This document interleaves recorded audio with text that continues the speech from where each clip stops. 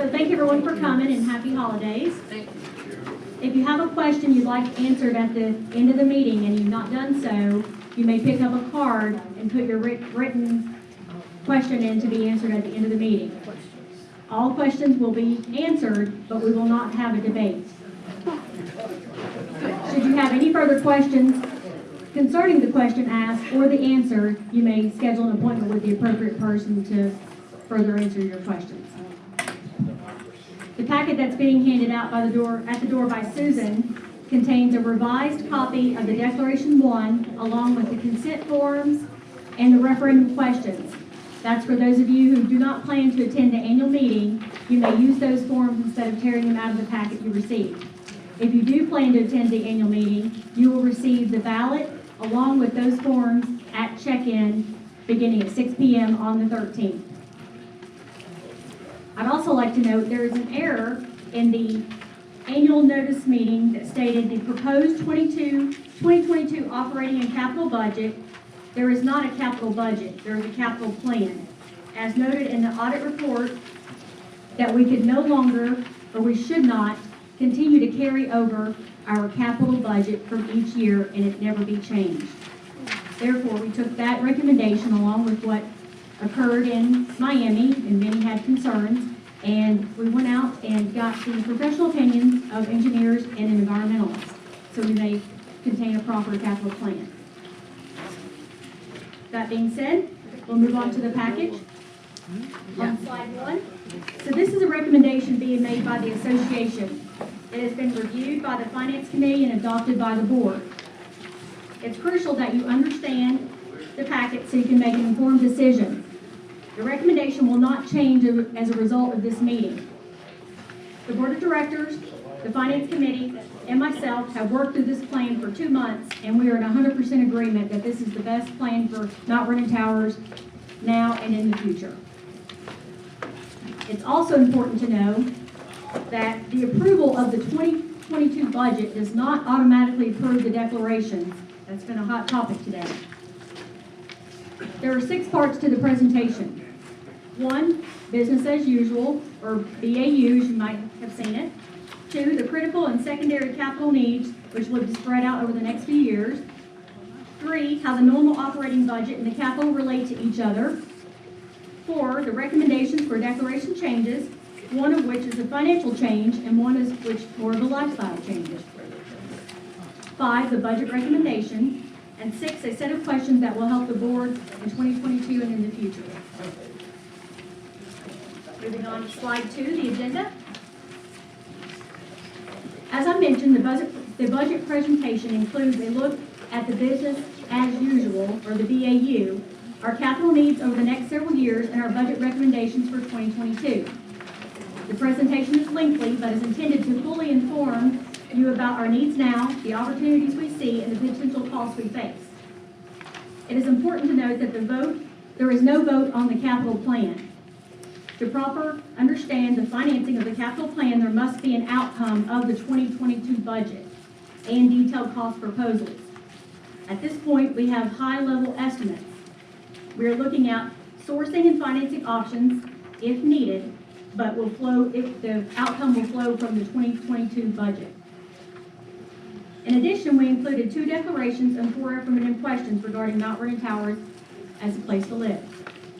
Your answers are not binding, and they will help the 2022 board understand some differences in opinions that we hear about regularly. However, that is not the only reason to the referendum questions. For example, there is a need to replace the HVAC chases for water intrusions and seal the building.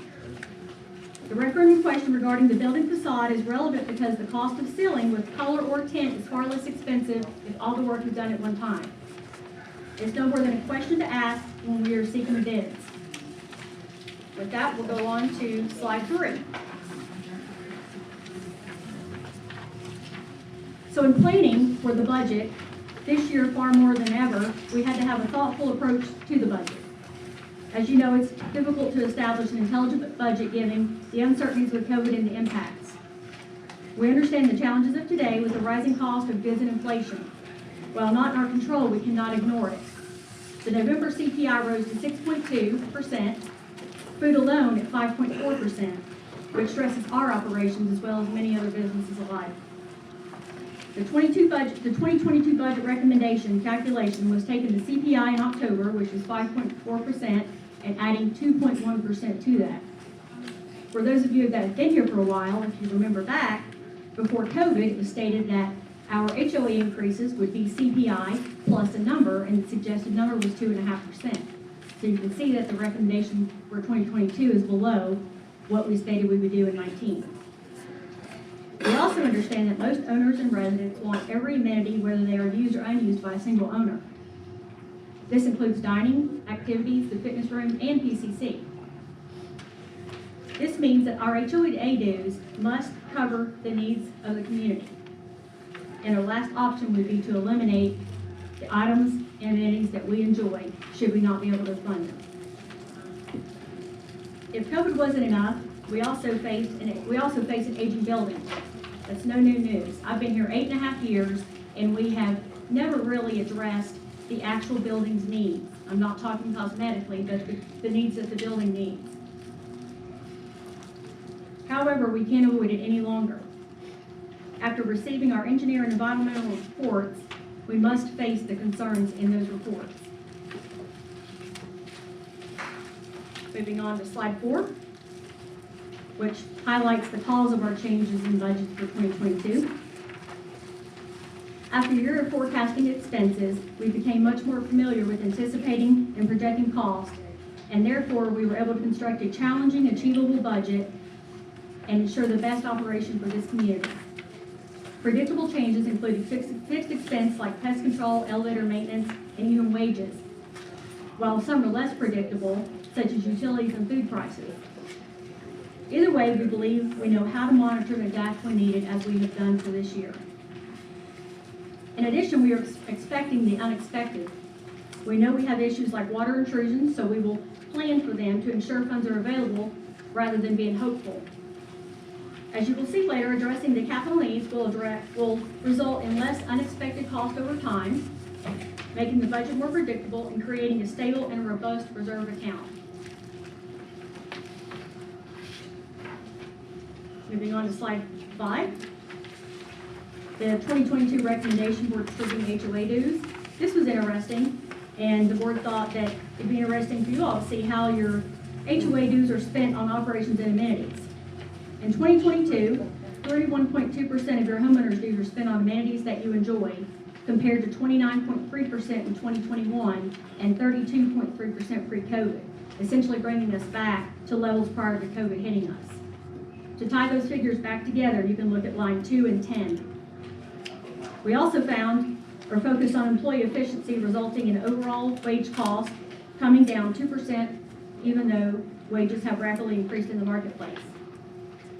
However, we have budgeted for positions that still needed to be filled.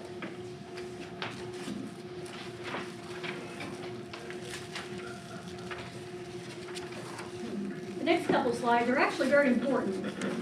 Slides 6 and 7. We are strictly using these slides to look at our BAU, business as usual. This tells us what happens if the 2022 budget is not voted for. It is not intended to tie with the proposed 2022 budget. This is business as we are functioning now. We're simply showing you what 2022 would look like comparing to the 2021 history. So what do we have? We have HOA dues and operating expense. In 2021, we took in $4,368,000 from HOA dues. We spent $4,180,000 on facility maintenance and amenities expenses after reducing our expenses over $500,000 from previous years. Reserves. We set aside $180,000 every year, $15,000 a month for our reserves. We have unplanned issues. We had $538,000 of unplanned issues or unbudgeted items, such as the pool was not planned or not budgeted. However, the last 4 floor renovations were planned but still not budgeted. 2 of those floors, as a result of a prior year decision, is in that $538,000. So we're still reaping from years prior. So to recap, essentially in 2021, we will take in $4,368,000 from HOA dues. And we will pay out $4.9 million in operating expenses, unplanned items, and funding the capital reserve even after cutting costs everywhere we've been able to. So where does the money come from to cover the overspending?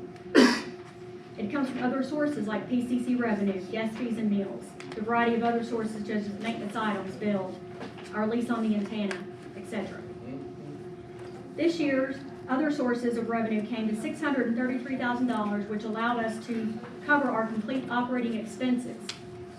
While we show a positive net income of $103,000, as you'll see up top, it's still not enough to cover our rising issues.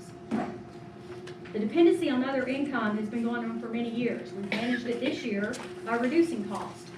If we operate in 2022 as we are now, yes, we show the outcome still $186,000 positive due to the increase in PCC occupancy, but we will still not have sufficient funds to finance the much needed building improvements without raiding our reserves.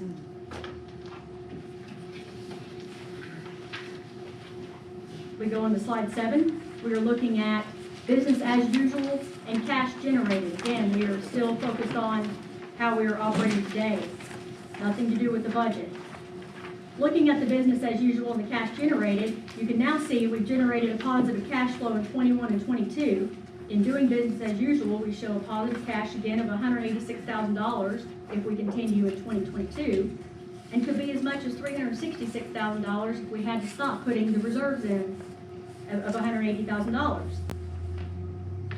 So after looking at all this as business as usual, I know many of you are saying, we're in great shape, right? Why do we need to increase fees? What's any need to change?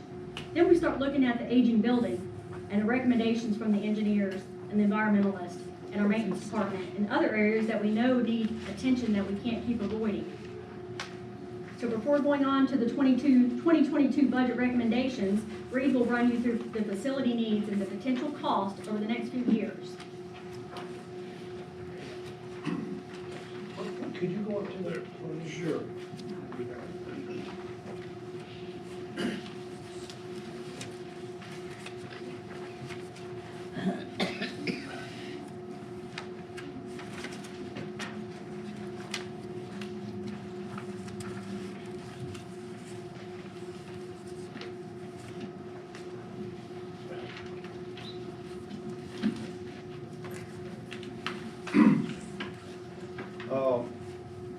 The capital expenditures are not in our current budget.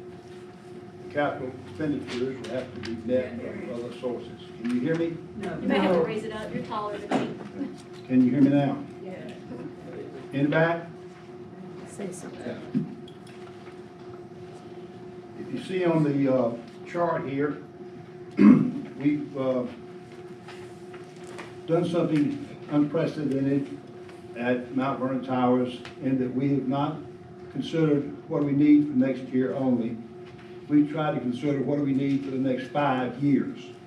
We've always worked year to year, and we feel like that doesn't work for us because we need to know, we don't always know when an elevator is going to go down, or when the roof's going to need to be repaired, or when one of the big systems goes down and we have to spend hundreds of thousands of dollars. These are some of the things we're considering. The first thing on this list is we did an overall survey of the condominium building. As you know, in Florida last year, earlier this year actually, a building fell down. Well, I don't want you to worry about that. This building is not going to fall down. It does need some repair, but it's a solid building. We do have problems, but they can be fixed, and we can get the money to fix them. We're going to consider the building enclosure, and we've done visual inspection on 14 of the vacant units, and we determined that there's water intrusion through the chases. All of you have seen the brown chases on the side of the building. There's 30 of them. And each one of those chases has water coming in from the top after 35 years. And it's causing problems inside the chases. They're deteriorating and they've got to be rebuilt. They'll be rebuilt from the outside, so it won't cause any inconvenience, should not cause very insignificant inconvenience by to the owners, because it's all gonna be done from the outside, but it's gonna be very expensive. We've got a scaffold up, 10 stories, tear the chase down, rebuild it, and reinsulate it. And we're gonna do that one or two at a time, and it'll take us approximately 18 months to 2 years to do that process, which we budgeted in. But it's not in our current budget. We're gonna have to find money to do that. The assessment for water mitigation, if you look on the next page, you'll see that Nova Engineering and Environmental LLC gave us a total report on what they recommended we do. The expected cost for the first year is $270,000.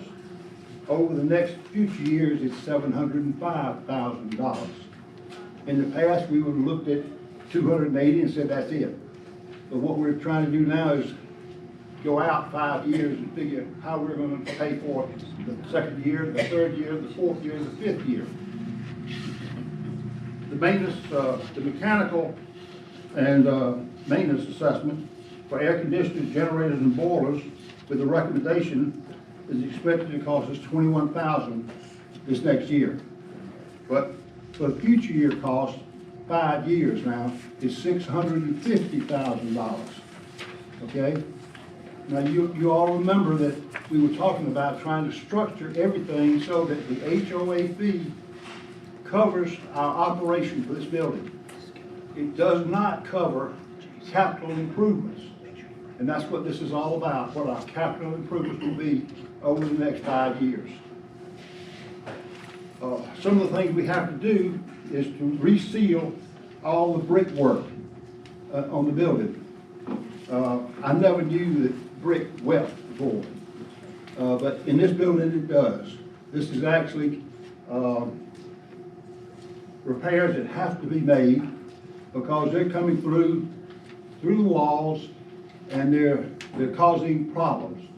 So we have to seal the brick.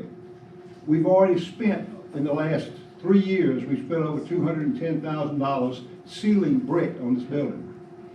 One of the things that this board has thought about and recommended is that not only do we seal this over the next 5 years, but we actually put coloring in the ceiling and change the exterior color of the building. Now, a lot of people don't like that idea, and it won't be done unless the owners agree to it.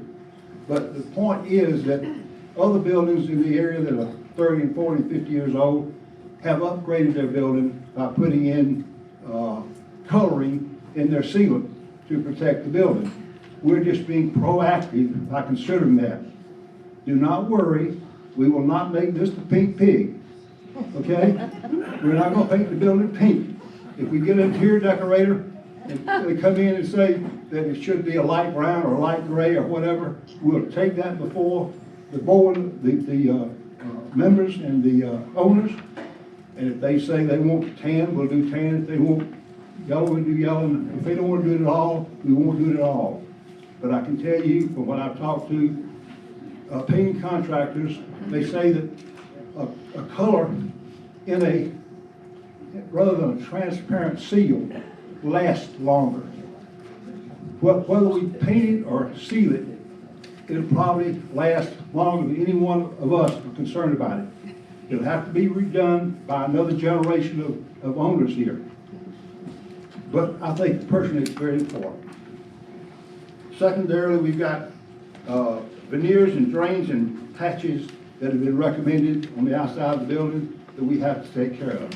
That means we need to put anchors up on our roof to hang scaffolds from, or we have to scaffold up from the ground. Scaffolding up from the ground is more expensive than scaffolding down from the roof. That's something that we're trying to make a decision on at this particular point in time. And we have gotten prices on it. We just tell you it's more expensive to go from the ground up than it is put anchors on the building and come down. Next page, cosmetics. I don't think I have to do much discussion about cosmetics, because you know that the building needs some repair. Some of the things we're planning on doing in the next 4 years is to fix the veneer cracks, which are non-structural, and to clean and recoat the balconies. And I've had several people tell me that the balconies look a little unpleasant, put it mildly. We got to repair the elevators in B and the PCC and parking. We got to install front door weather protection. We have a plan for landscaping to happen over the next several years. But I'm on the landscape committee. It looks like I'm going to get the hind end of the cow. We won't do any landscaping until we have the money to do it with. Some have been worried that we're going to tear down all the trees in front of the building. That is not true. We're not going to take anything more than 10 inches. That's like this. And that can be replaced. None of the big trees will be taken down by Mount Vernon Towers. They may be taken down by the city of Sandy Springs, but not by Mount Vernon Towers. And whatever, before we do anything on landscaping in front, you all will get to vote on it. You can see from the pictures that some of the areas need to be improved. The last thing I have to say is about the PCC. There's been a lot of discussion about the PCC and whether or not it needs to be repaired, replaced, or closed. We've made the decision currently to renovate, clean up, and re-rent PCC. We think it is an important part of Mount Vernon Towers. I did some recent numbers. These are factual numbers. The work that's been done in the last 4 months on the PCC in the way of painting and renovating has cost us $21,737.97. During that period of time, we've rented 4 units, and our income has been close to $40,000 because of that small amount of renovation. We've already got more units renting, and we have to clean them up, and they will rent out for $4,500, it would take, per unit. It is a money-making proposition from where we are right now. You've got 12 up there? Yeah. Okay. That's all I've got right now. Thank you. We're going to go to Scott.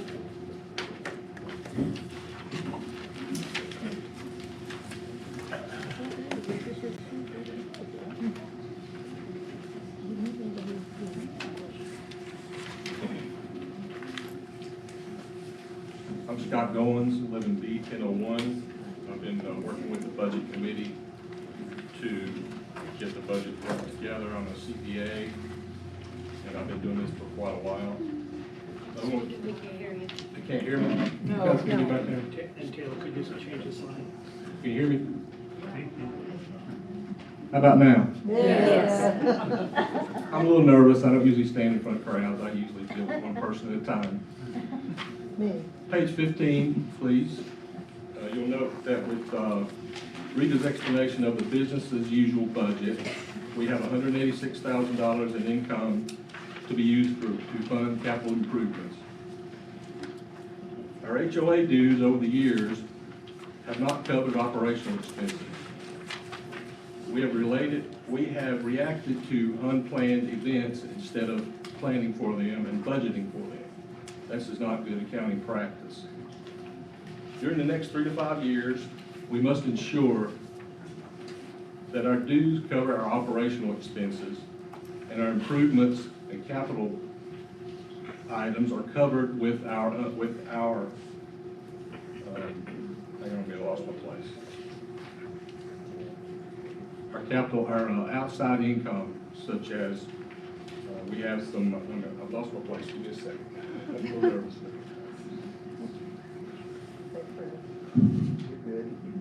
All right, we have, like I said, we have $186,000. You look at the green section of the page 15, you'll note that over the next 5 years, we have to try to cover our operational expenses.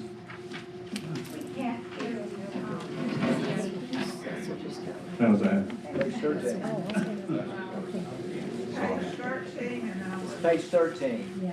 Oh, you know what, it's 15 on mine, sorry. Page 13 on yours. We'll get on the same page. All right, it's 15 on mine, I'm sorry, it's page 13. Our capital requirements for the next 5 years are $4.8 million. This was explained by Reed.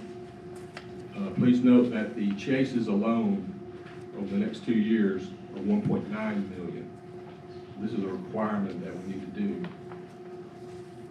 In order to pay for this, we need to have a plan to have our non-budgeted, our non-HOA due income. And a couple ways to do that are the PCC drive and profit margins. Turn my page. The new investor and new buyers initiative to charge a fee of three times the HOA dues. That'll over the years, that should bring in approximately $70,000 to $150,000 a year. And this item would not include inheritance, it's just for new purchases. That would be taken out at the time of sale, so it should be paid by the seller, but that's negotiable for each of you. The PCC profit margins, our dining fees, our rental of office spaces, our T-Mobile antenna contract, which is under review and being negotiated now. So these items should be used to offset some of this capital improvements that we need to make.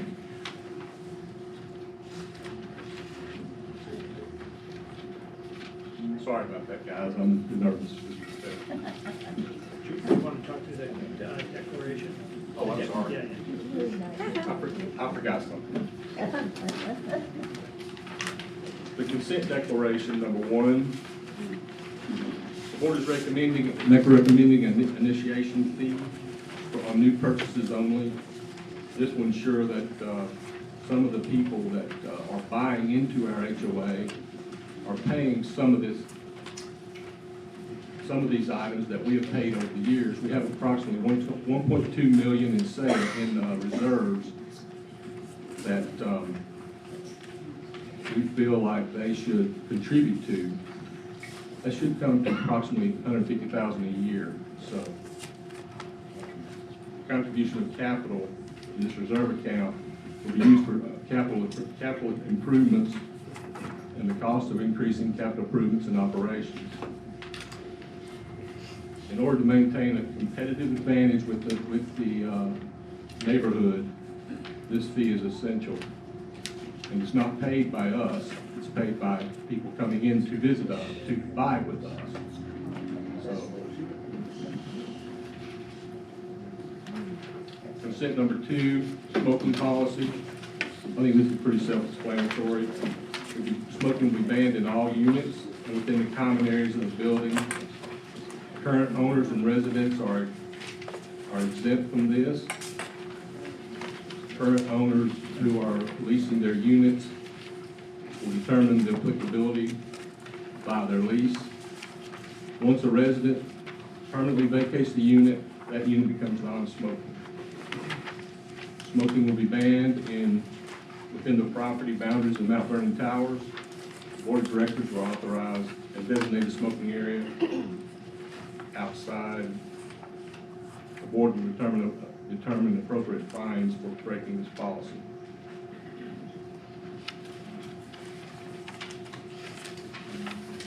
Thank you.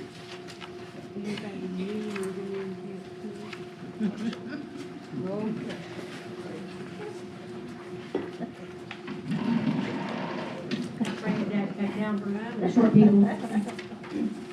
before I move on to the board recommendations, I do want to elaborate on the comment from Reed, where you pointed out the PCC renovation cost of $21,000 some odd dollars. I do want to make sure that everyone's aware that only $5,575 of that was spent to renovate the 3 suites that are currently leased out. The remainder of that the cost was for renovating the dining room, the A&B hall, the lobby, the public restrooms, the shower room, including the flooring, the offices, and the nurse's station. So I just wanted to point that out. Furniture too. Yeah, and furniture. So, moving on to slide 19.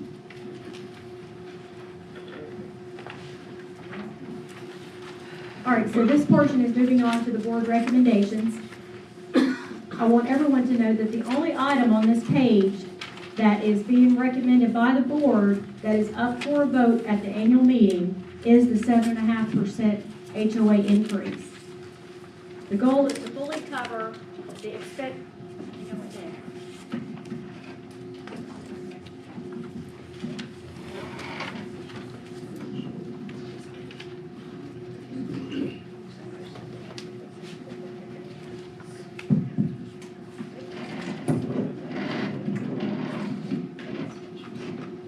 Okay, that's better. All right, the goal is to fully cover expenses by only using the HOA dues by 2024. In order to do that, you'll notice up top that an increase of 5% in 2023 and 2024 with a decrease to 3.5% in 25 and 3% in 26. Again, the board is only recommending the 7.5% increase on this page. That's the only thing on here up for vote. Everything below the line is items that we are confident in like increasing the other change fees, the antenna rental that we're trying to negotiate, the PCC revenue, for instance. In the past, it's been unknown what your HOA fees might increase to, if they did at all, which is a small portion of why we're here today. Why we are where we are today, because HOA fees have not increased every single year. Probably over the last 5 years, it's probably less than 2% total. No. With that one dime. Right, I'm saying an average of all the years together. Anyway, so we wanted to show you an outlook of what the future could look like as far as fee increases. In our business as usual, our income for 2021 again was $4,368,000. With a 7.5% increase, that takes it to $4.7 million. If you're trying to tie that back to the actual proposed 2022 budget, you're going to have to take the condo fees and the meal allowance in order to get that number. Our total proposed expenses with reserves on this slide, page 19, is $4,768,000. That already leaves us with a loss of $66,000 to pull from other income. Other income on the numbers above total $804,000, leaving a net income of $738,000, excluding depreciation and deferred compensation. You will notice that the PCC number on this slide says 408, which is above the 2022 budgeted number of 320. The reason for that is after establishing the 2022 proposed budget, we had an increase in PCC occupancy. So we wanted to show what we thought the true number would be based on our occupancy now. I believe that we can maintain that in 2022 as we have a confirmation of 11 residents by January, and just today we signed contracts for 2 more. Other recommendations from the board, as Scott just explained, are the other 2 declarations.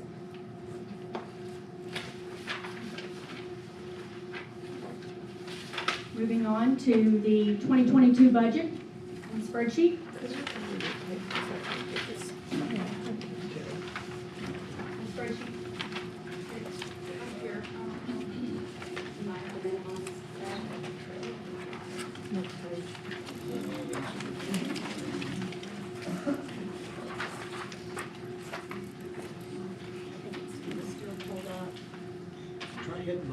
Try hitting the links.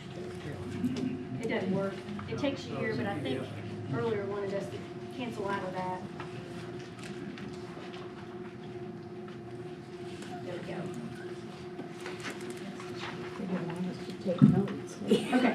gonna go line by line item, but I do want to point out the 2021 forecast is not set in stone. What that is the through September actuals with some areas that we know the exact cost that's gonna be. That number is going to change for next month, even at year end. So just be mindful of that. However, the 2022 budget column is not going to change from any outcome of this meeting or the annual meeting. That is what's being voted on.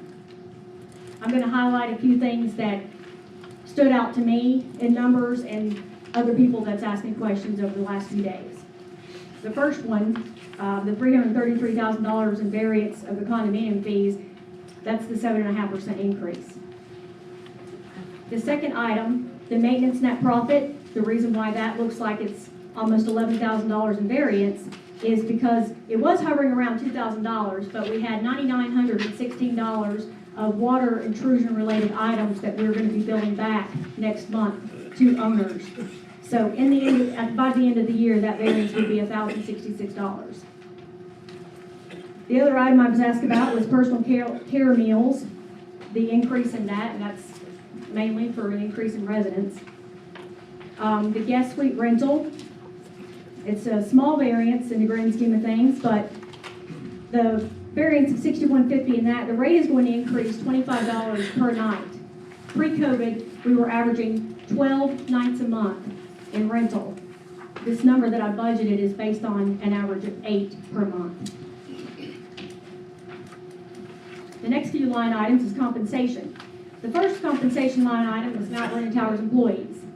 The variance of $83,000 also includes 4 full-time employees in a few different departments that we have not hired for. It also includes a full-time bus driver that we've not had this year. The second line item is Morrison's compensation. The variance of $347,991 is due to the fact that we're going to have a full year of contract. We did not have Morrison's in the first quarter of this year. Temporary labor, that's a big number, and unfortunately in 2021 we were forced to use a lot of temporary labor. The need for temporary agencies drove the wages probably 3 times what we were paying before COVID. We do not foresee using that in 2022, and in the event that we are still having an issue, the board will deal with that with the Morrison's contract. The next line item that I got an email on was medical insurance. The reason for that variance is because increase in premiums, employees are dropping it basically.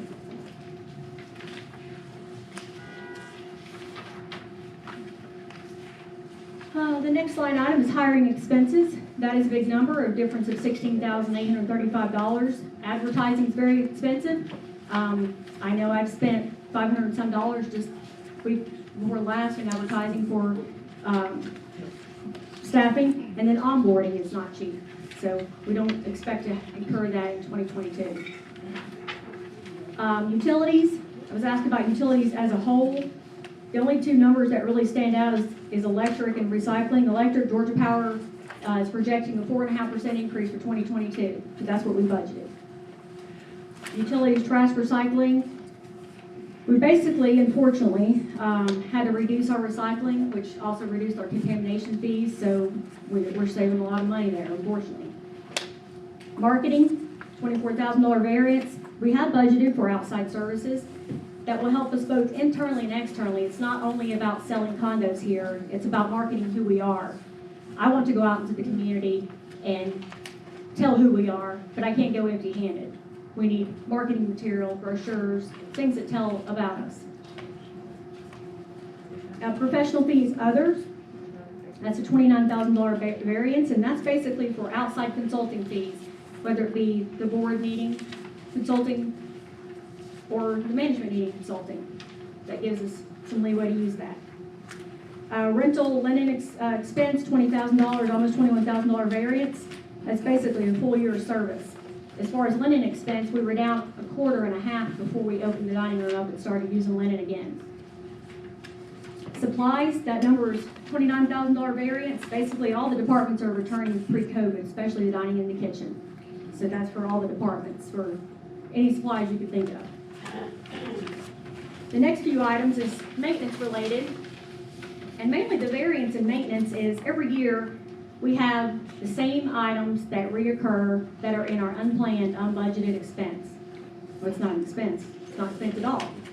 So what we did is we pulled out all the reoccurring items such as some contract services, some repairs expense, and we put them in the budget to prepare for them. The Vertipacks is the next big item, $26,000 variance. A few years ago, we sent a staff member to HVAC school. He graduated, he's doing great, and he has been able to save us money. We have not bought Vertipacks since the end of 2019, maybe one in 2020. So we are anticipating on having to purchase some more in 2022. What are Vertipacks? Vertipacks is the individual air units in each condo. So when it goes bad, he's able to repair them instead of having to purchase them. We were spending around $51,000 a year on Vertipacks prior to sending him to school.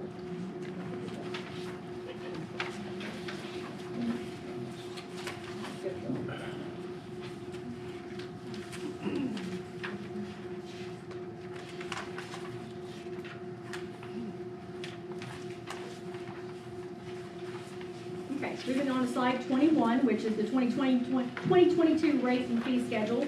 I'm not going to go through each one, but just noting that if the budget is approved and the 7.5% increase is approved, the rates for the studios will go from $1,062 to $1,142. The one bedrooms will go from $1,128 to $1,212. A two bedroom will go from $1,387 to $1,491. Meal allowances, meals fees, guest fees, delivery fees will remain the same. We currently have 3 different satellite rates going on. The last 2 times we did a satellite increase, everybody who was on the program was grandfathered. It's really a nightmare to keep up with, and it's insignificant as far as dollars. So as of January 1st, 2022, whether the budget's approved or not, we will increase everybody's satellite to the 2021 rates of $55, which many of you, if you've moved in the last year or two, are already paying that. Phone services will also remain the same. Processing fees are currently $200, that will go to $250. Move-in fees are currently $50, which is a straight pass-through, that will go to $75. A new fee that we will have established as of January 1st, 2022 is a leasing administration fee. That will be $250 annually. I'm going to turn the next portion over to Reed to go over the referendum questions.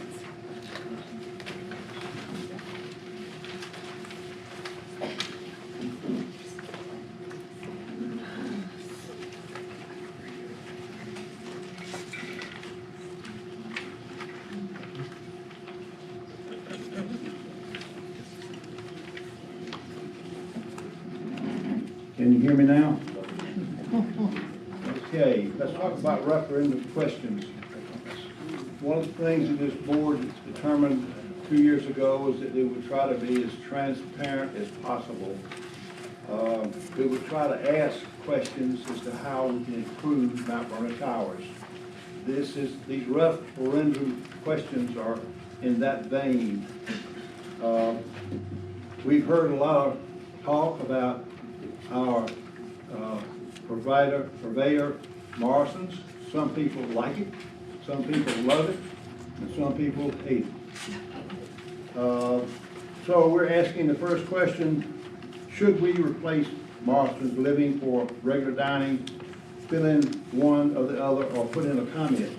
Now, you're not doing that today, you're doing that, these questions are going to be answered on the 13th. We're just giving you a heads up on the questions that we want you to be thinking about. The second question was, we're currently operating an independent living that provides personal care, which adds some support to individuals when needed. Would you like the board of directors to look at what it takes to provide more continuing or dependent care? Memory care, assisted living, hospice, none of the above, I have no opinion. Now, our competition, and I don't think we really have any competition, we are the premier independent living facility in Sandy Springs. but some of the other facilities are putting in these facilities. All of the ones that are being built are adding them. But the question is, should we upgrade our PCC to include any of these facilities for the people living here and or the people that will be coming here over the next years? The third question, referendum question is, would you like the board of directors to consider setting aside an area for shared gardening by residents? It's been requested that on the deck out back, that we build some 12 by 20 areas back there on the back deck for those that would like to do gardening. And of course, the options are, I would participate, I have no interest, and I have no opinion. The last thing we kind of covered earlier, are you interested in updating the look of Mount Vernon Towers by changing the color of its facade? Yes, changing the color is a good idea. No, I like the building appearance as it is today. And number three, I have no opinion. So we are anxious to get your results and your thinking on what we do with Mount Vernon Towers. Thank you.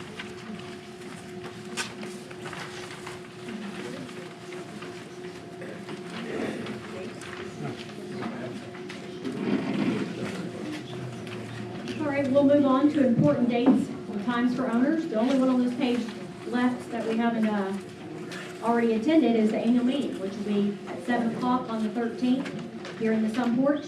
Check-in time will begin at 6 p.m.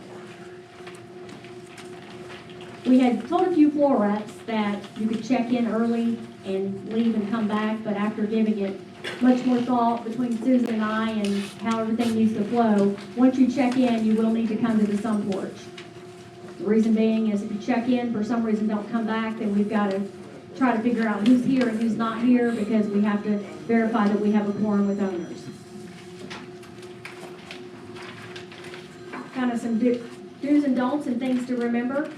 Again, if you're not attending the meeting, you may use the proxy you received tonight along with the consent forms and the referendum questions to return.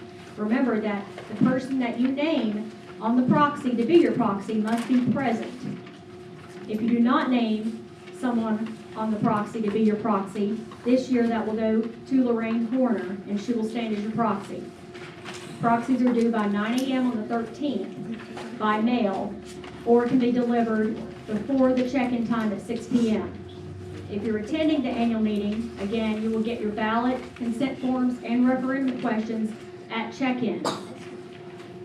The ballots will be counted by outside auditors at the end of the meeting. The declarations and referendum questions will not be counted that evening.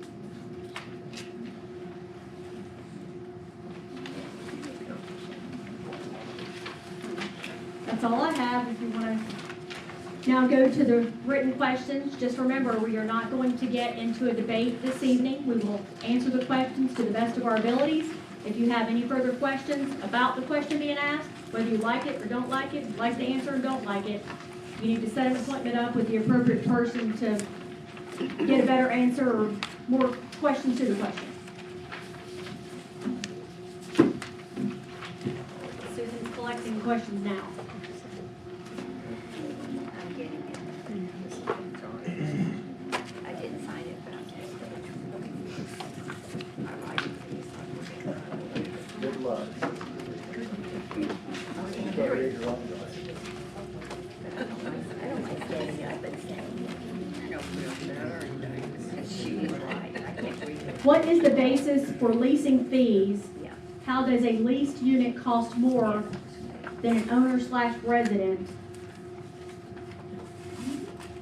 Yeah, I can't read it either. Can we vote on this? How do we vote? How do/can we vote on this? Let me read it again. Well, no, I think you should answer it because it's about, I think that's about, why you're doing these leases. Right, you're talking about why it costs. So the processing fees that are $200, it's going up to $250. That covers all the paperwork that we have to do in the office before you even buy the unit or even lease the unit. And then once you do, setting you up in the system, your keys, your fobs, all that stuff. I just did a 12-page condo doc yesterday for a unit, and they're never the same, so it does take time. And the same for leasing.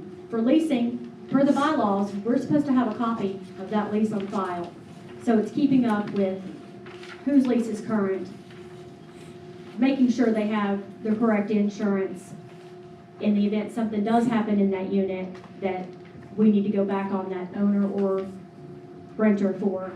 So it takes more time than one might think to keep up with all of the administrative items for whether you're buying the condo or leasing.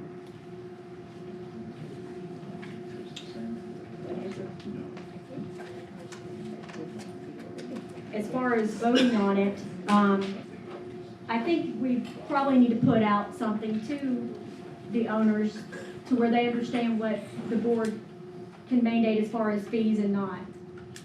We can mandate the board can mandate a justifiable fee, right? That's a processing fee, it takes time. We justify that fee, so that's it. We certainly, we have, I'm sorry. So just justifiable fees, we can charge for it. It takes work, it takes effort, it takes time.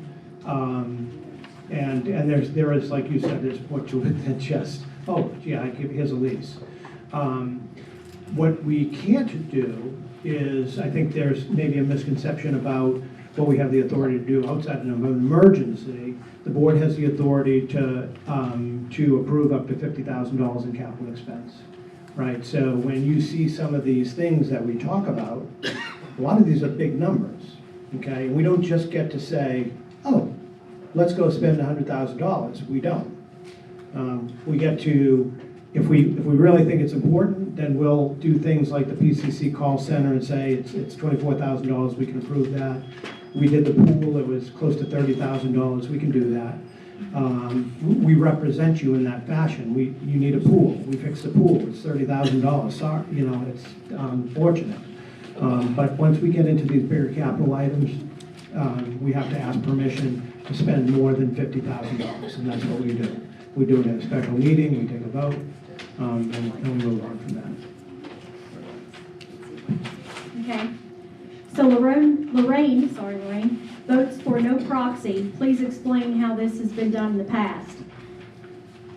Normally, the chairman of the board will stand in as the proxy if there's no one written as the proxy.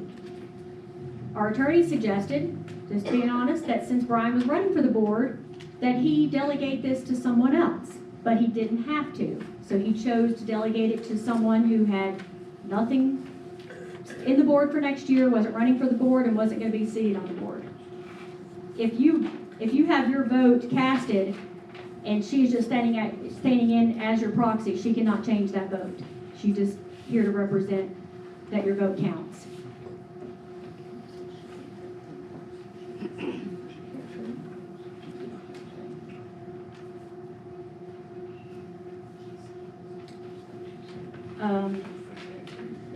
Meal allotment be increased. Rita, what is the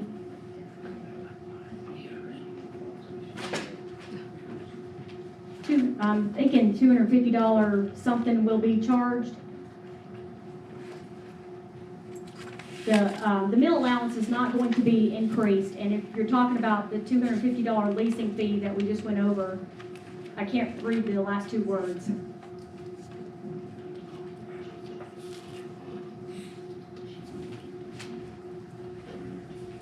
Water intrusion cost, billing back to the towers, question mark. How do owners pay for that? When do owners pay for that? And whom do owners pay for that? So water intrusion, if you turn on your sink and forget to turn it off, turn on your bathtub, shower, forget to turn it off, things that are not a call from Mount Vernon Towers, we will bring in a mitigation team to mitigate that unit and repair it, but the cost is coming back to you. Most of our water intrusion lately has been in those cases. If it's something like a pipe leaks in the wall or there's a sewer backup, then that is Mount Vernon Towers cost, and we have to repair the unit. And if we bill you back, it will appear on your bill. If it's something major that affects several units and we file a claim, that's where the $5,000 insurance deductible comes in at, that we can bill up to $5,000 per unit, not to exceed our $10,000 deductible. Again, the annual leasing fee, will that apply if a lease is formally member? What are other dining options? Will that apply if a lease is formally member? Family. Oh, family, sorry. No, most family-owned units do not have a lease with us. It's just family-owned, and we put it in our accounting system a way to where we know it's family-owned. And when we give out the leasing, the number of units that are leased, which is 34.67% right now, as of today, we do not count the family-owned units in there. Other dining options, I'm assuming you mean other than Morrison's? Right now, we don't have any other options. I've had ads out for kitchen and dining staff. I'm not getting anything back.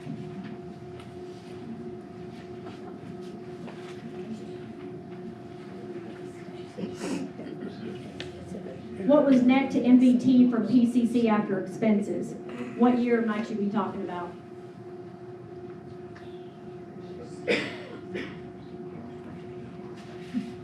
Okay. I will say the largest net we've had since I've been here is $185,000. Consent number 1.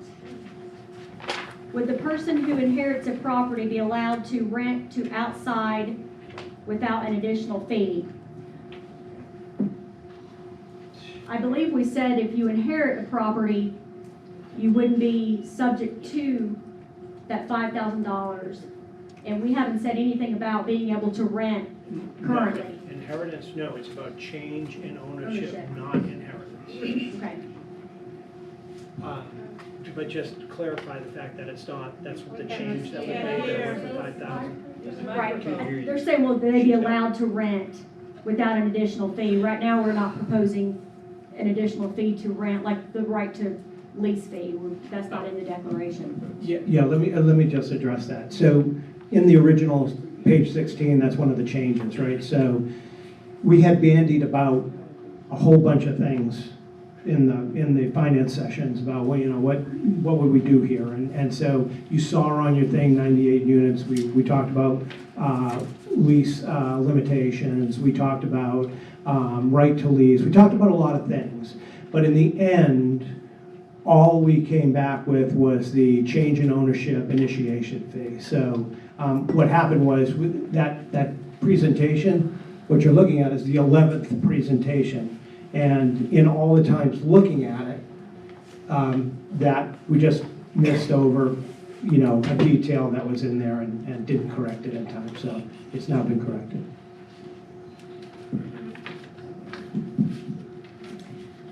I would like Scott Carrier to state his opinion about the first year of the capital plan cost.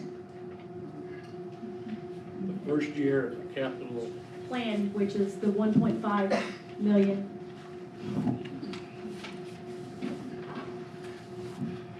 Of course, I hadn't planned on this, but anyway, first year of the capital, 1.5. This would be a combination of some of the items suggested by the engineering groups that came in and identified certain, not structural items, but certain items that needed attention, and some of the expenses that would go into the chases that we are wanting to redo. So it's a combination of those two things, and without going through a long list of the details, I just like to stop there. So.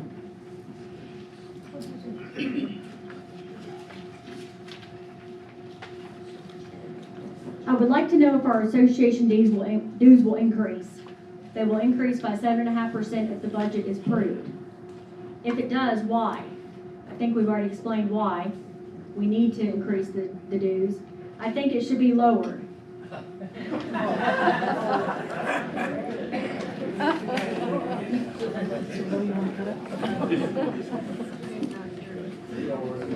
Oh, this is a long one.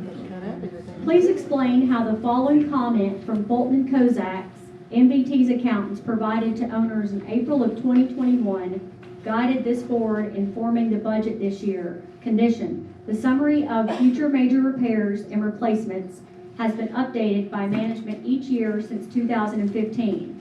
It is best practice to contract with an outside consultant to validate the assumptions management makes for those repairs and replacements. Risk: without such study conducted or policy implemented, there is potential to be out of compliant with CIRA requirements and state law and a financial impact by solely relying on management's assumption. Recommendation: engage an outside consultant to conduct a study to estimate the remaining useful life of common property components and the cost for future major repairs and replacements. Additionally, it is recommended to implement a funding policy to ensure compliance with, I'm going to say CIRA requirements. CIRA? Let's I get this one, unless you want this one. I think we got the same answer, go ahead. When we went through the audit in '21, the Fulton Kozak reviewed obviously the financials, but they also made observations about certain parts of our financial statements. And one of that was really why we have put together a 5-year plan for the capital. Their comment was that as they had been doing our financials for years, they had noticed that our capital plan was, I would call it, stale and repetitive. So they felt as though that we were just sort of putting in the same things, nothing was getting done, and so they had recommended to us that we hire a professional organization. It's CIRA, which is it's called Community Common. Well, whatever. Bill is going to look it up what it stands for, but it's what we are. It's what we are. It's a multi-unit, Common interest Yeah, real estate community. association? Yes, Yeah, yes, right. exactly. What is it? Common interest real estate association? That's it. No, oh, you already knew that. I just guessed by the CIRA. All right, well, so good. But anyways, they had recommended that we take a real hard look at our capital plan so that we could find the ways to properly assess it and properly finance it in the future. And that's why one of the recommendations that the auditor made to us that we have taken on as a priority here to do that. It's just been an important thing for us to do because we hadn't had that really in place. Chase repair is $1.9 million. Fee generated by transfer fee is $150,000 per year. Thus, it will take 12.67 years to complete. How is this fee adequate? I think this question is assuming that the transfer fee of $150,000, we are going to use that only to cover the Chase repair. That's not the only thing that we're intending. That's just to generate an extra source of income.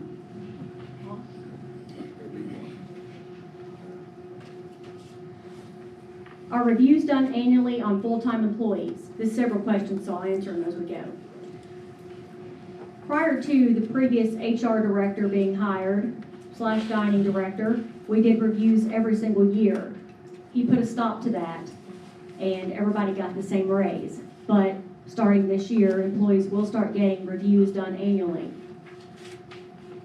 Has consideration been given to providing a one-off bonus to full-time employees who worked so hard during the COVID pandemic? In last year's Red Box, the employees had 2 separate checks. They had their normal Red Box check, and then they had an additional COVID check. And basically, those employees were the ones that worked continuously without taking off with COVID. Do you think it appropriate to hire direct family members? Well, I'll I'm look forward to going to stop right there. That's not a budget question, so we can save that for later.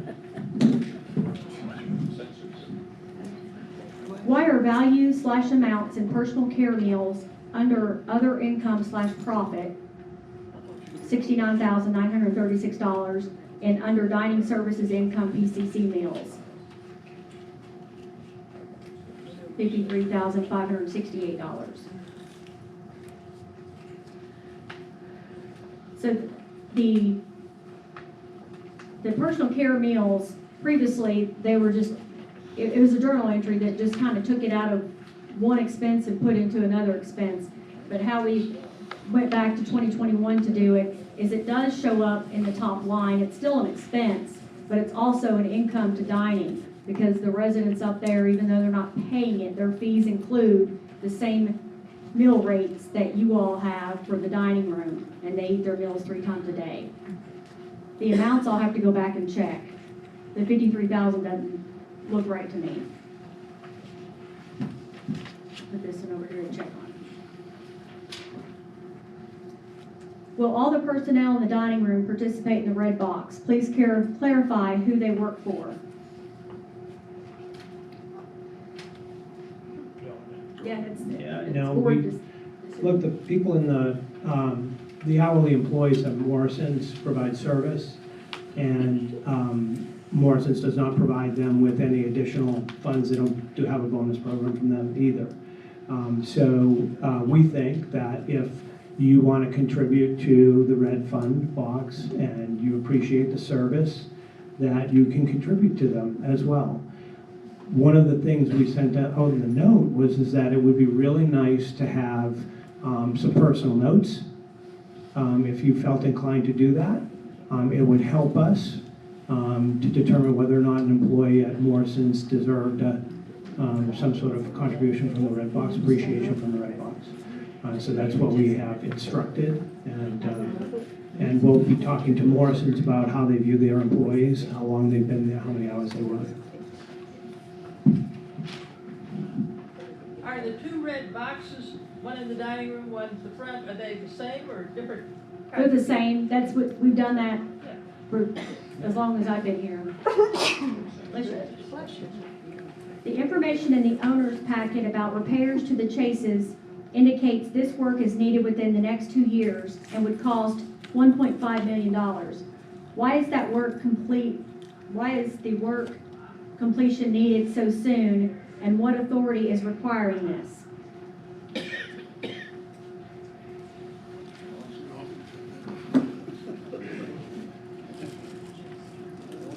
Let me answer the first question, answer the last question first. What authority?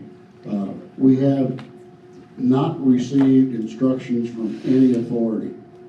This is a decision to be made by the owners because there's going to be a lot of money spent. It's a decision that needs to be said yes to because the chases are deteriorating. Over the years, cracks have developed, separations have occurred, caulking has dried out, birds have pecked holes in the ephes, as it's called, which is a type of stucco, and water gets in. Water is causing damage to the interior. We're having the gypboard, which was actually a sheetrock material that is applied to the studs. When you get water on sheetrock, what happens? It deteriorates and falls away. So we've got this material falling away on the inside. The studs in there are metal studs. We've got studs that are rusting, and eventually they're going to break, of course, if they rust through. The Vertipack units, as we talked before, are sitting on a platform. Many of those platforms are deteriorating. There's a lot of things going on inside those chases that we need to get fixed and corrected. It's nothing that's going to fall down tomorrow, at least we don't anticipate it will, but it's something that we need to set a plan and execute that plan over the next 2 years, hopefully. Yeah, we could maybe stretch it out another few months past 2 years, but the best thing we can do is get started on the project and complete it. If we start on it and work our way straight through it, we will save money. If we do it in pieces, we're going to cost a little more money. it still may be advisable to do it in pieces because we can gather the money in and have the money available. So it's a decision that once we get some real good numbers on what needs to be done to the chases and how they should be repaired, because we have multiple opportunities on how to do it. Do we go back with the ephes, which is a weakness because of the birds and the cracking it does? Do we go back with hard stucco? Do we go back with a hard surface of some kind? Do we go back with, what other kind of a brick, stone? I mean, there's all kinds of options. They all have a price tag on them. And once we can get that narrowed down to the best way to do it, then we'll come looking for some money, basically. So I hope I answered that question without going too long. Yeah, I'm just gonna add, Scott, because that was well said and appreciate that. We have also, there are ways to fund it, which we are not talking about here because we need to understand the outcome of the budget, understand what we're approving, whether or not the declaration goes through for the additional finance for the initiation fees. It all matters. But we have reached out to several banks for lines of credit. Bill and I have done that. We've got guarantees from a few banks on lines of credit, and a line of credit would hopefully prevent us or at least mitigate our need to go into the reserve or to do any special assessment, because those are the last things that we want to do. And having a line of credit allows us to, and this is Scott's suggestion originally, and so I want to appreciate that, allows us to spend it as we need it and only put into our expenses the servicing of the interest rate, which would be low. So there's a lot more to come from that. We obviously have to come with a plan.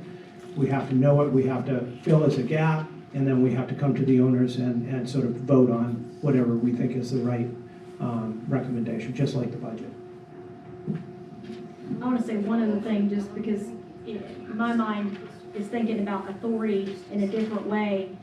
It was noted in the structural report, but also very much noted in the environmentalist report that this needed to be done.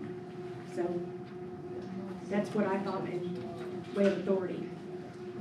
The referendum on Morrison's cannot be voted/surveyed until the cost of canceling the contract is made known to the owners.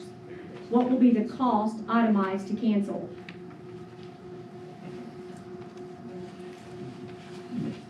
Well, it's a referendum question, and we're just looking for which way to lean into it. Do we lean one way? Do we lean another way? You guys tell us, and then we'll come back and look at the pros and cons of anything that we need to look at. It's as simple as that. When and how are the revisions presented here being sent to people not at the meeting? Talking about the consent number 1 on the declaration. And Susan and I actually talked about that today, and we're not keeping track of who's there at the meeting, so all the owners will get this again by mail or email.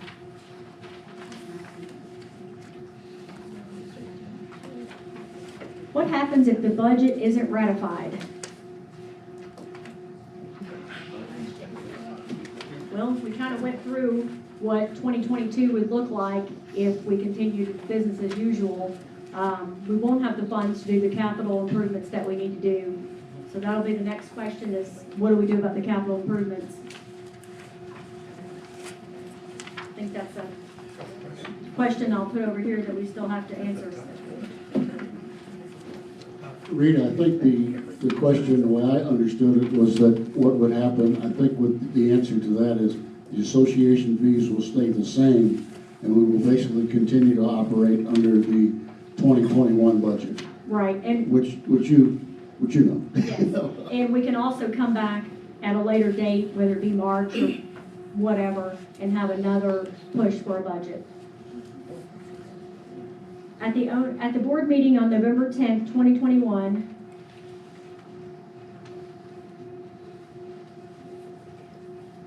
I'll read it, but it's not a budget question.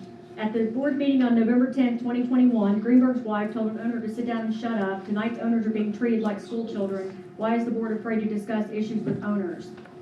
It's not a budget question. If MVT is so short money that we need to increase the HOA fee 7.5%, charge a $5,000 fee at closing, and charge $250 at lease renewals, how can we afford to paint the building and build a parking lot?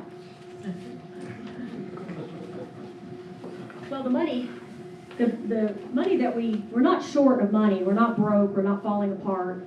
We have a healthy reserve, but as you see up here, there's no way that we can do $1.5 million in capital improvements that need to be done, that we've had professionals tell us need to be done without raising fees. It's not about painting the building or building the parking lot. I haven't heard anything about building a parking lot. Let me respond to that. To the extent that if we don't get a reasonable budget, we will build a parking lot and we will do the landscaping, just that simple. We've already shut down basically the concept of doing this until we find out what our financial situation is. We're doing no extras at this point in time until we see where we stand.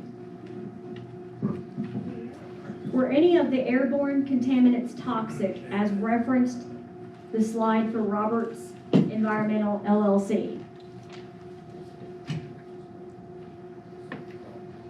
Throw it at me. Martin, you want it? You can go. I'll let you. Were any, I'll talk then. The LLC, Roberts identified several times of contaminants that were inside the chases. And I want to emphasize inside the chases. And these are not occurring regularly in the condos. The ones they identified in the chases are also in the air everywhere outside when you go outside. So they were a little more concentrated in the chases because the air doesn't exchange in there very often. And again, they're not getting into the condos. When some of the condos were checked, there was some contamination in a unit. That was caused by the fact that the Vertipack unit was pulled out, and then when the Vertipack unit comes out, the air from in the chase can come into the condo. So there was some contamination coming from the condo. So that does not happen in the future, that we have purchased screening system and a air filtration system that when a Vertipack needs to be removed, repaired, replaced, that curtain will be put up, the air handling unit the air scrubbing unit will be put in place, and this contaminants will not come into the condo area. So yes, they're in the chases, but no, they're not in the condo, is the basic answer to that question. Okay?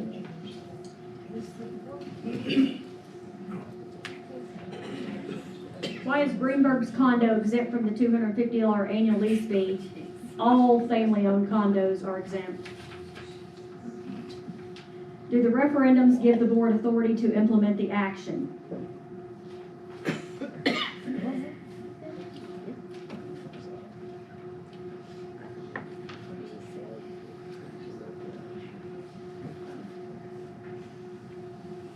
I don't understand the question. I don't understand the question, please. The referendum questions. Give the board authority to implement the action. No. It's just a recommendation. Well, need authority, I think that anything on there, right? So. We don't hear. Oh, sorry. I just want to look at the referendums for a second.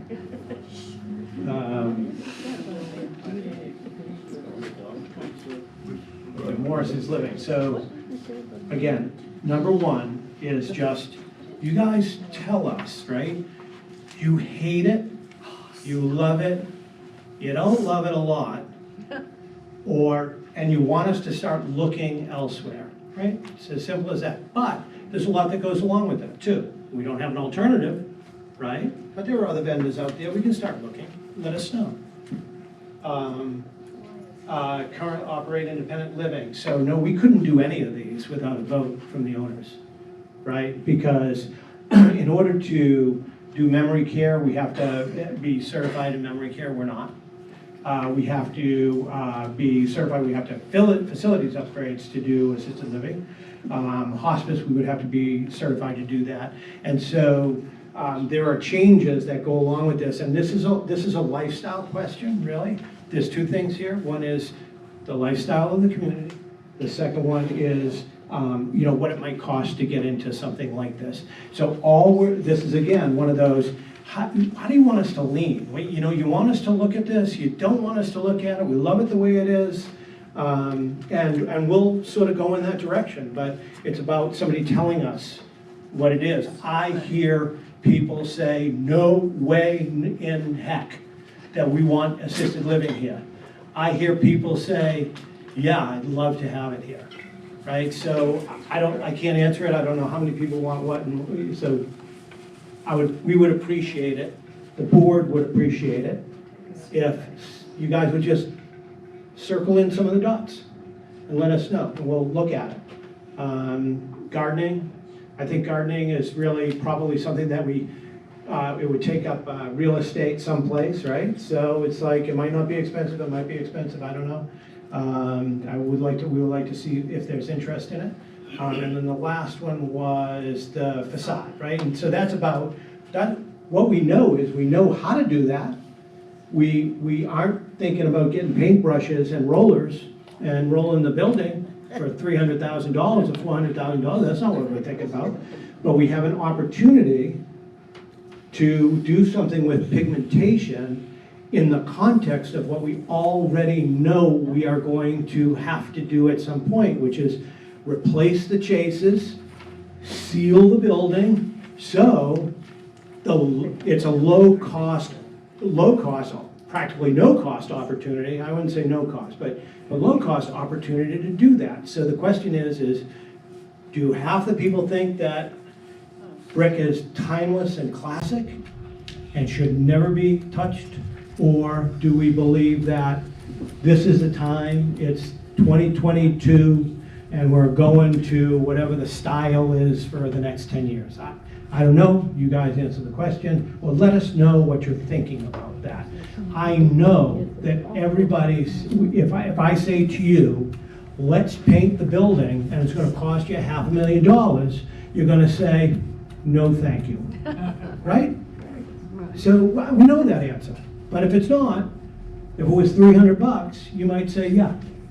So that's how I would answer that question on referendum questions of what we have the authority to do, what we're trying to do. What does Lorraine Horner's full power of substitution mean? Can she discard or change votes? The proxies come into the office, and believe it or not, they are recorded on a spreadsheet, the same spreadsheet that's got formulas in it that's used to count the ballots, and they are put in the safe. She does not come in contact with those proxies until she is sitting up here in the board of directors meeting at the annual meeting, and their stamped official proxy.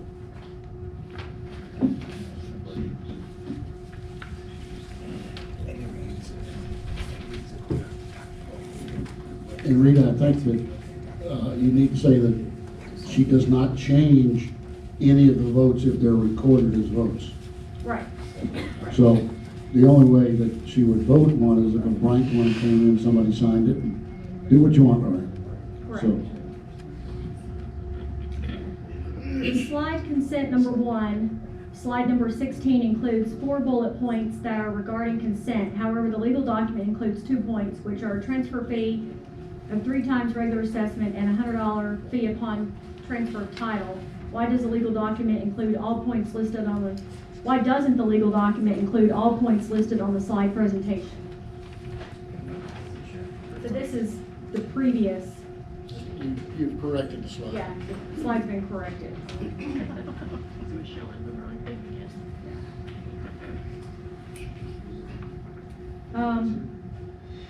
What was sent out in the owner packet's original or revised meeting packet? The packet I received does not state which version.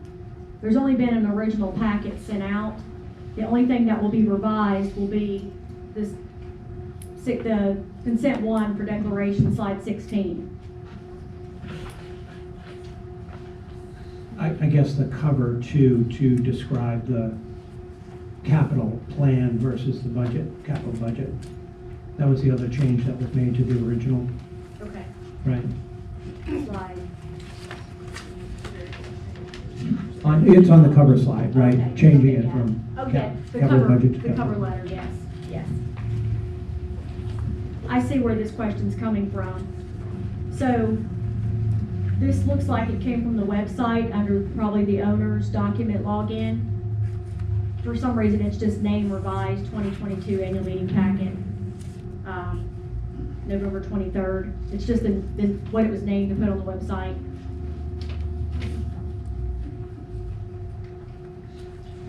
Per the Georgia Condominium Act, a monthly maintenance fee increase in excess of the percentage equal to the annual rate of inflation as measured by the Consumer Price Index for all urban consumers for the immediately preceding 12 months period may be disapproved by unit owners holding majority of the association vote.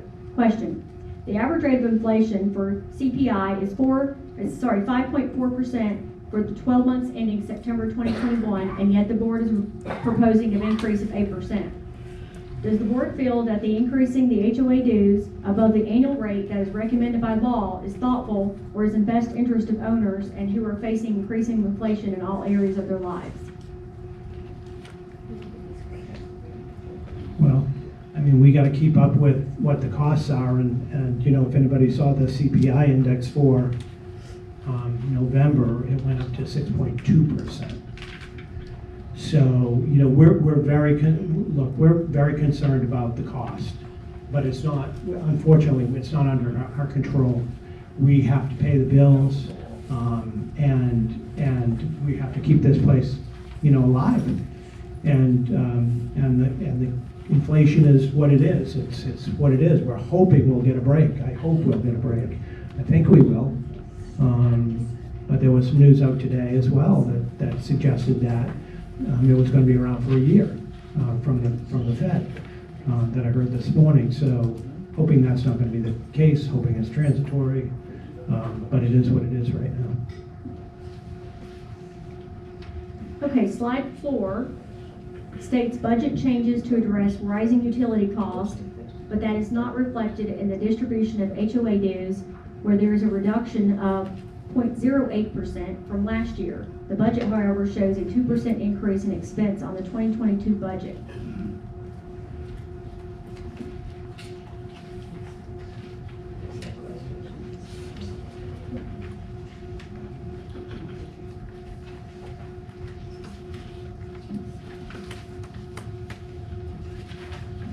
Not sure I understand the question. So the total utilities for the 2022 budget is $502,584. The forecast is $491,000. I'm not sure the question. Read it again. Slide 4 states budget changes to address rising utility costs, but that is not reflected in the distribution of HOA dues, where there is a reduction of 0.08% from last year. The budget, however, shows a 2% increase in expense on the 2022 budget.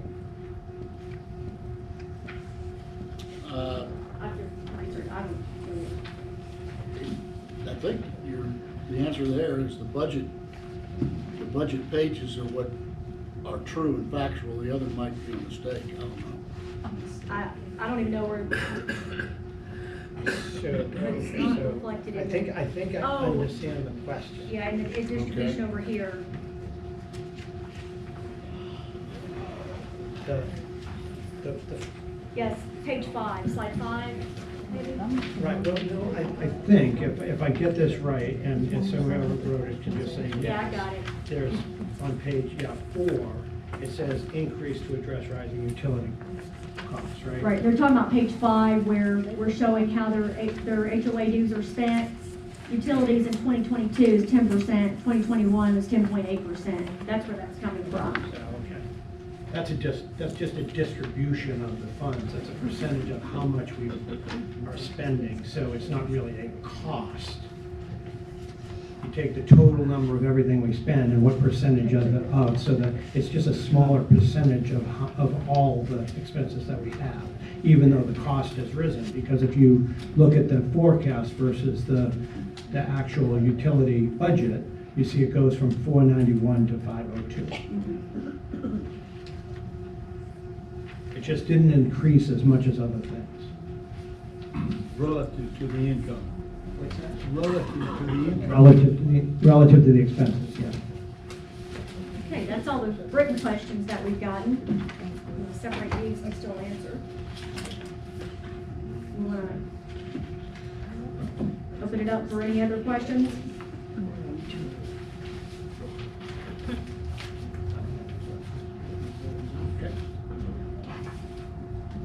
Comments? Okay, yeah, so I'll move to adjourn the budget meeting. Certainly, if there are other questions that come up, send them in. We'll do our best to answer those questions. Rita, can they go to you? Yep. Yeah. And then you can get them to the right board member if it requires that. Great.